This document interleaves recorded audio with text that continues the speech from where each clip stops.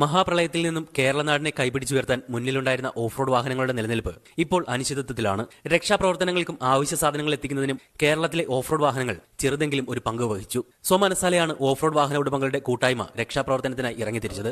എന്നാൽ അന്ന് ഈ സേവനങ്ങളെ വാനോളം പുകഴ്ത്തിയവർ ഇപ്പോൾ ഓഫ് റോഡ് വാഹനങ്ങളെ തള്ളിപ്പറയുകയാണെന്നും കുറിപ്പിൽ ടീസൺ വ്യക്തമാക്കി. പ്രളയം പോലുള്ള അത്യാഹിത സന്ദർഭങ്ങൾ നേരിടാൻ തങ്ങളുടെ ഓഫ് റോഡ് വാഹനങ്ങൾ സജീവമാണ്. മുമ്പ് 2017 പമ്പയിൽ വെള്ളപ്പൊക്കമുണ്ടായി. ശബരിമല ഒറ്റപ്പെട്ട സാഹചര്യത്തിലും ഓഫ് റോഡ് വാഹന ഉടമകളുടെ കൂട്ടായ്മ ജില്ലാ ഭരണകൂടത്തെ സഹകരണം അറിയിച്ചിരുന്നു. സർക്കാർ ആവശ്യപ്പെടുന്ന മുറയ്ക്ക് രക്ഷാപ്രവർത്തനത്തിനിറങ്ങാൻ തങ്ങളെന്നും തയ്യാറാണ്. ഒരുമിച്ചുള്ള സഹകരണം അടിയന്തര സാഹചര്യങ്ങളിലും. പ്രളയകാലത്ത് കേരളത്തിലെ ജീപ്പ് ഉടമകൾ ലാഭവും നഷ്ടവും നോക്കാതെ രക്ഷാപ്രവർത്തനത്തിനിറങ്ങിയ കാര്യം പലരും സൗകര്യപൂർവ്വം മറക്കുന്നു. 4x4 വിഭാഗത്തിൽപ്പെട്ട ഈ വാഹനങ്ങൾക്ക് തുടർന്നും അടിയന്തര സാഹചര്യങ്ങൾ കൈകാര്യം ചെയ്യാൻ സാധിക്കും. ഇതേസമയം നിരത്തിൽ അപകടകരമായി ഇത്തരം ഓഫ് റോഡ് വാഹനങ്ങൾ ഉപയോഗിക്കില്ലെന്ന് ഉറപ്പുവരുത്തേണ്ട ഉത്തരവാദിത്വവും തങ്ങൾക്കുണ്ടെന്ന് ടീസൺ പറയുന്നു. പ്രധാനമായും റിക്കവറി ഉപകരണങ്ങളെയാണ് മോഡിഫിക്കേഷൻ എന്ന കുറ്റം ചാർത്തി പിഴ ചുമത്തുന്നതെന്നും കത്ത് സൂചിപ്പിക്കുന്നു.